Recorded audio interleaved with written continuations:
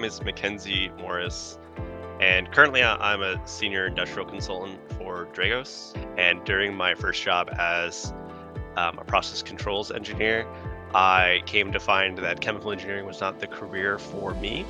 I pivoted into system administration for Emerson Delta V, and like cybersecurity fell into my responsibilities.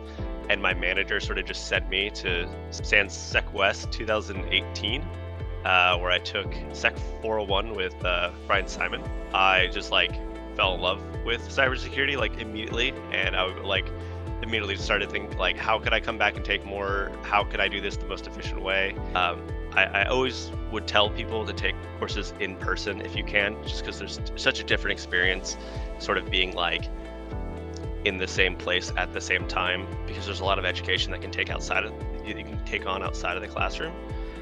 And if you go to one of these SANS courses and you're not taking the time to approach the instructor or your classmates, you're missing out on a lot of the value, because there's so much to learn from just casual conversation with people, and there's so many stories to hear about people's experiences in in cybersecurity or in your industry, especially if you're in a subspecialty.